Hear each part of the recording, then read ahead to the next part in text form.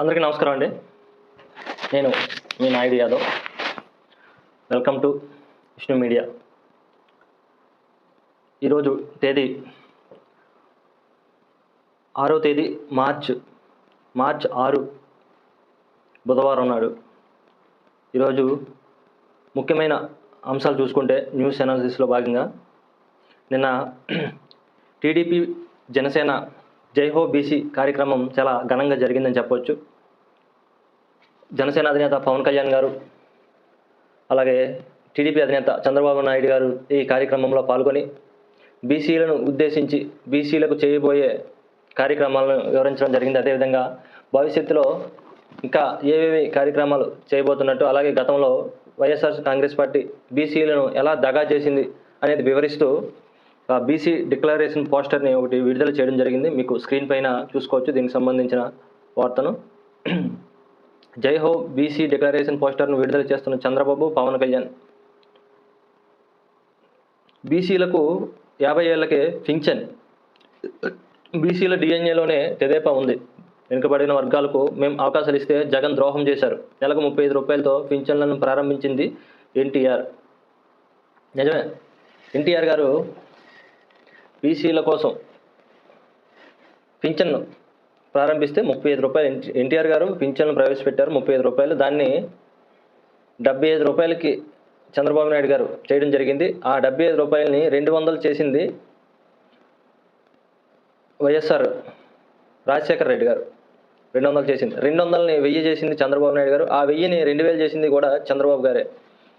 ఆ 2000ని వైఎస్ఆర్ కాంగ్రెస్ పార్టీ ప్రభుత్వం ఈ 5 సంవత్సరాల్లో 250 పెంచుకుంటూ 3000 తీసుకెళ్ళింది.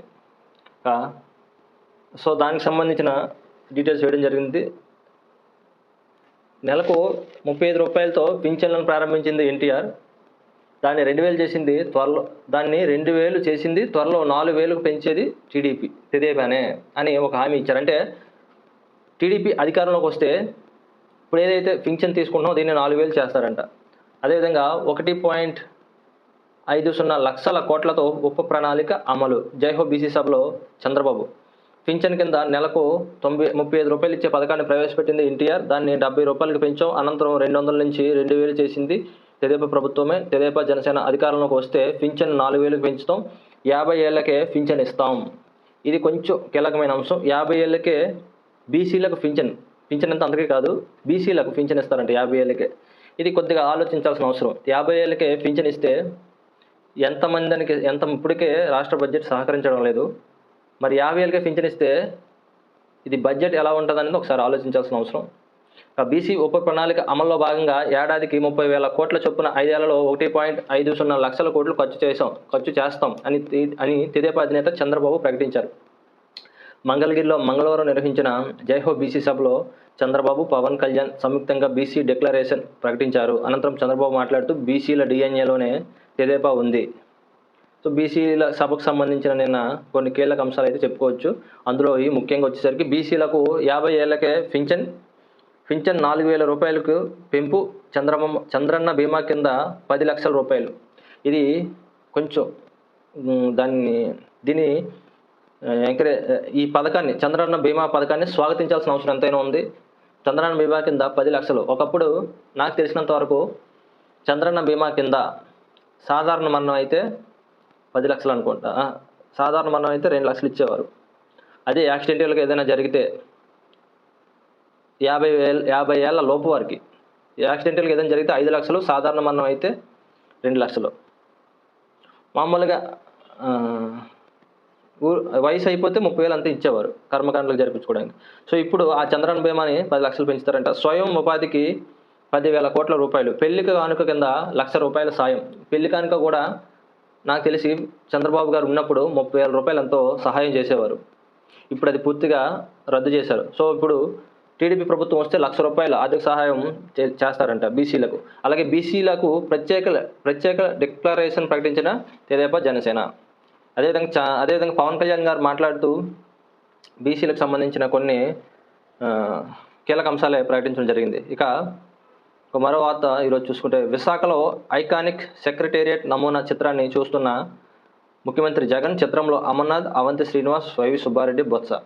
కొత్త నాటకం ఇదిగో వస్తున్న అమరావతి అంతు చూశారు, తర్వాత విశాఖే ప్రశాంత నగరంపై జగన్ కన్ను, మళ్ళీ గెలిస్తే ఇక్కడే ప్రమాణం చేస్తానంటూ బేరాలు, ఐకానిక్ కట్టడాలు కట్టేస్తానంటూ బడాయి. ఇప్పుడు విశాఖ ప్రజలు కోరుకున్నది ఒకటే, విశాఖపట్నం ఇప్పటి వరకు ఎంతో ప్రశాంతంగా ఉంది, ఎంతో ప్రశాంతత చెందిన నగరం అంటే విశాఖపట్నం. సో అటువంటి విశాఖపట్నానికి మీరు రాజధాని తీసుకొచ్చి మా ప్రశాంతతను చెడగొట్టొద్దురా బాబు, ఎలా ఉండేదో అలాగే ఉన్నాయని నేను కోరుకుంటున్నారు తప్ప విశాఖ ప్రజలు ఎవరో కూడా. విశాఖపట్నం ఆల్రెడీ అభివృద్ధి చెందిన నగరం, మీరు కొత్తగా రాజధాని తీసుకొచ్చి మాకు వెలగబెట్టేది ఏమీ లేదు, నగరాన్ని ప్రశాంతంగా ఉండనివ్వండి అని కోరుకుంటున్నారు విశాఖ ప్రజలు. సో ఇది అదేవిధంగా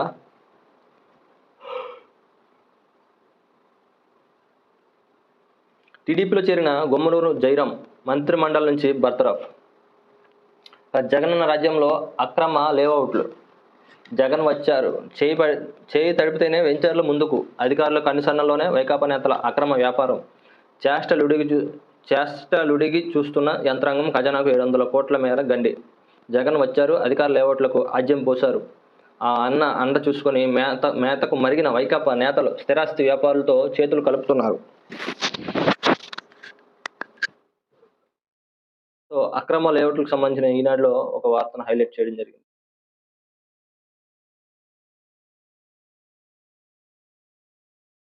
ఇంకా విశాఖలోనే ప్రమాణ స్వీకారం, వైఎస్ఆర్ కాంగ్రెస్ పార్టీ కనుక మళ్ళీ రెండోసారి అధికారంలోకి వస్తే నేరుగా విశాఖపట్నంలోనే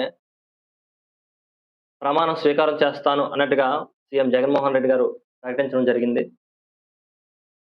ఒక్కసారి మనం దాని గురించి వివరాల్లోకి వెళ్ళే ప్రయత్నం చేద్దాం. ఎందుకంటే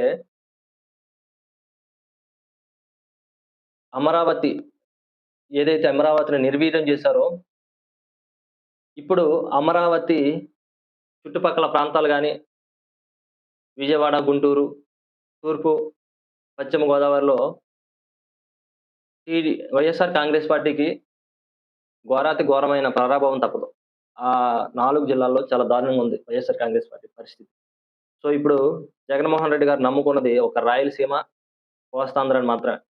సో ఈ రాయలసీమ, రాయలసీమలో పక్కన పెడితే కోస్తాంధ్రాలో మెజారిటీ ఆఫ్ సీట్లు దక్కించుకోవాలి. గతంలో 2019లో 28 సీట్లైనా గెలిచినట్టున్నారు. సో వాటిని నిలబెట్టుకునేందుకు సీఎం జగన్మోహన్ రెడ్డి గారు ఒక ఎత్తుగడని చెప్పవచ్చు. దీనికి ఏం మాట్లాడారో చూసే ప్రయత్నం చేద్దాం. మహానగరాలతో పోటీ పడేలా అభివృద్ధి చేస్తాం. విశాఖపట్నం ఈరోజు కొత్తగా వచ్చి అభివృద్ధి చేయాల్సిన అవసరం లేదు. విశాఖపట్నం అనే దాన్ని ఈరోజు అభివృద్ధి చేయాల్సిన అవసరం లేదు. ఆల్రెడీ డెవలప్డ్ సిటీ, అన్ని వనరులు సమృద్ధిగా ఉన్నాయి. ఇప్పుడు మీరు కొత్తగా రాజధాని తీసుకొచ్చి ఇక్కడ వెలగబెట్టేది ఏం లేదు. ఉన్న ప్రశాంతతను విశాఖ ప్రజలకు ఉన్న ప్రశాంతతను పోగొట్టడానికి తప్ప మీరు ఇక్కడ పీకేది ఏం లేదు. ఎన్నికల తర్వాత నేను విశాఖలోనే నివసిస్తా, నా ప్రమాణ స్వీకారం ఇక్కడే, సీఎం ఇక్కడికి వస్తే కార్యనిర్వాహక రాజధానిగా పురోగమిస్తుంది. 10 ఏళ్లలో హైదరాబాద్, చెన్నై, బెంగళూరు వంటి మహానగరాలతో పోటీ పడేలా విశాఖను తీర్చిదిద్దడంపై దృష్టి పెట్టాలి. 10 ఏళ్లలో విజన్ విశాఖ సాకారమయ్యేలా ప్రణాళిక రూపొందించాం. రాష్ట్ర ప్రభుత్వంతో పాటు కేంద్రం పీపీపీ విధానం, ప్రైవేటు వ్యక్తులు ఈ విజన్ సాకారంలో భాగస్వాములు అవుతారని జగన్మోహన్ రెడ్డి పేర్కొన్నారు. అలాగే విజన్ విశాఖ పేరిట విశాఖ రాడిసన్ బ్లూ హోటల్లో మంగళవారం నిర్వహించిన సమావేశంలో పాల్గొని ఆయన మాట్లాడారు. నేను విశాఖ వస్తానని అనగానే భూ కబ్జాలంటూ ప్రతిపక్షాలు చూద్దాం నెక్స్ట్ ఇచ్చారు. భూ కబ్జాలంటూ ప్రతిపక్షాలు ప్రచారం చేస్తున్నాయి. సీఎం విశాఖ రాకూడదనే ఉద్దేశంతో కోర్టుల్లో కేసులు వేస్తున్నారు. అమరావతిలో రాజధాని ప్రకటనకు ముందు బినామీల పేర్లతో కొన్న భూములు ధరలు తగ్గుతాయని భయపడుతున్నారు. బహుశా సీఎం జగన్మోహన్ రెడ్డి గారు ఈ భూముల ధరలు పెరిగిపోతే టీడీపీ ఎక్కడ ఆర్థికంగా నిలదొక్కుంటుందన్న ఒక భయంతోనేమో మరి విశాఖకు రాజధాని ప్రకటించారు. ఇప్పుడు జనరల్గా ఒక తప్పు జరిగిందండి, ఆ తప్పుని ఒక వ్యవస్థలో ఒక తప్పు జరిగింది. సో ఆ తప్పుని జరిగినప్పుడు దాంట్లో ఆ వ్యవస్థలో జరిగిన ఆ తప్పుని మనం వెలికి తీసి తప్పును సరిదిద్దాలా, లేదంటే అక్కడ తప్పు జరిగింది కాబట్టి పూర్తిగా దాన్ని నేలమట్టం చేసేసి దాన్ని నాశనం చేస్తామా? ఒకసారి ఆలోచన చేయండి. ఇప్పుడు అమరావతిలో భూములు కొనుక్కున్నారు, ధరలు పెరుగుతాయని, అదే జరిగింది అనుకోండి, మీరు అందులోని జగన్మోహన్ రెడ్డి గారు సీఎంగా చేయాల్సిన పనేంటి? అందులో అసలు వాస్తవాలంతా విచారణ జరిపించాలి ఫస్టు. ఒకవేళ అటువంటివి ఏమైనా జరిగితే వెంటనే దానిపై విచారణ జరిపించి నేరస్తులకు శిక్ష పడేలా చేయొచ్చు కదా! అధికారం ఎలాగో మీ చేతిలో ఉంది. అలాగని అమరావతిని పూర్తిగా నాశనం చేసేస్తారా? రాష్ట్రానికి పెట్టుబడులు రావాలంటే ఎలాగొస్తాయండి? ఇప్పుడు ఉదాహరణకు నేనే ఉన్నానండి. నాకొక రూ. 10,000 అప్పు కావాలి. ఏదో ఒక వ్యక్తి దగ్గరికెళ్తాను. లేదంటే నాకొక ఉద్యోగం గావాలి. ఒక కంపెనీకెళ్తాను. వాడు ఫస్ట్ మనల్ని అడిగేదేంటి? నీ బయోడేటా ఇమ్మా అని చెప్తాడు. అంటే నీదే ఊరు? నువ్వెక్కడుంటావు? నీకొక అడ్రెస్ ఏంటి? నీ అడ్రెస్ ఏంటని అడుగుతాడు. నాకు అడ్రెస్ లేదంటే అప్పు ఎవడైనా ఇస్తాడా? నాకు అడ్రెస్ లేదంటే ఉద్యోగం ఎవడైనా ఇస్తాడా? సో, ఇది ఈరోజు రాష్ట్ర పరిస్థితి కూడా అలాగే ఉంది. రాష్ట్రానికి రాజధాని లేకుండా పెట్టుబడులు ఎలా వస్తాయి? ఇన్‌ఫ్రాస్ట్రక్చర్ ఎలా బిల్డ్ అవుతుంది? ఒకసారి ఆలోచన చేయాల్సిన అవసరం ఉంది. అమరావతికి వ్యతిరేకం కాదట. అమరావతిని రాజధానిగా చేయడంపై వ్యతిరేకత లేదు. శాసన రాజధానిగా అమరావతిని, న్యాయ రాజధానిగా కర్నూలును ప్రకటించింది నేనే. అమరావతిలోని 50,000 ఎకరాలు బంజరు భూమిలో కనీస సదుపాయాల కల్పనకు ₹1,00,00,000 పైగా ఖర్చవుతుంది. విశాఖలో కనీస సదుపాయాలన్నీ ఇప్పటికే ఉన్నాయి. అంటే మనకి రాజధాని కట్టడం చేత కాదనే గదా! ₹1,00,00,000 ఖర్చవుతుందంటే నువ్వు ఈ పనికిమాలిన పథకాలు ఏవైతే ఉన్నాయో, అడ్డంగా ప్రజల సొమ్మును ఏదైతే విచ్చలవిడిగా వృధా చేస్తున్నారో, ఇవన్నీ ఆపి ఒక ఇల్లుని కడితే మంచిది.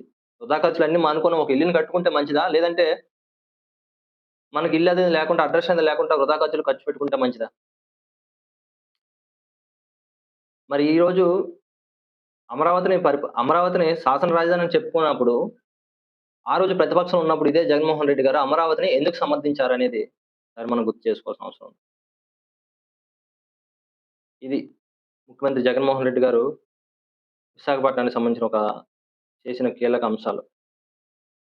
ఇంకా ఏం మాట్లాడారంటే, హైదరాబాద్‌ను కోల్పోయాం. ఉమ్మడి రాష్ట్రంలో ఆర్థిక చోదక శక్తి హైదరాబాద్‌ను విభజన తర్వాత కోల్పోయాం. ఏపీ వ్యవసాయాధారిత రాష్ట్రంగా మిగిలింది. ప్రాథమిక రంగమైన వ్యవసాయంతో పోలిస్తే తృతీయ రంగాలైన సేవ, తయారీ రంగాలు వేగంగా వృద్ధి చెందాలి.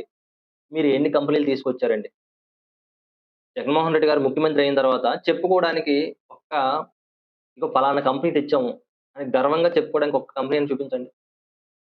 చంద్రబాబు నాయుడు గారు ఒక కియా పరిశ్రమ తెచ్చారని ఈనాటికి గూడా గర్వంగా చెప్పుకుంటారు. మరి జగన్మోహన్ రెడ్డి గారు అటువంటి పరిశ్రమ ఒక్కటంటే ఒక్కటి తెచ్చానని ఒక్కటైనా చెప్పుకోగలరా? ఇటువంటి మరిన్ని వీడియోల కోసం మన ఛానెల్‌ని రెగ్యులర్‌గా ఫాలో చేయాలి అనుకుంటే, మన ఛానెల్‌లో వీడియోలు రెగ్యులర్‌గా చూడాలనుకుంటే, డైలీగా న్యూస్ పేపర్ అనాలిసిస్ అయితే మన ఛానెల్‌లో రావడం జరుగుతుంది. సో, మన కంటెంట్ నచ్చిన వాళ్ళు మన ఛానెల్ సబ్స్క్రైబ్ చేసుకొని, డైలీ న్యూస్ పేపర్ ఎవరైతే ఫాలో చేయాలనుకుంటారో, మన ఛానెల్ సబ్స్క్రైబ్ చేసుకొని, మన వీడియోని మరి మీ ఫ్రెండ్స్ అండ్ ఫ్యామిలీకి కొంతమందికి షేర్ చేయడం ద్వారా, మన వీడియో అనేది మరింత రీచ్ అయ్యే అవకాశం ఉంది. సో, ఇది ఈ రోజుటి వీడియో. Thank you very much.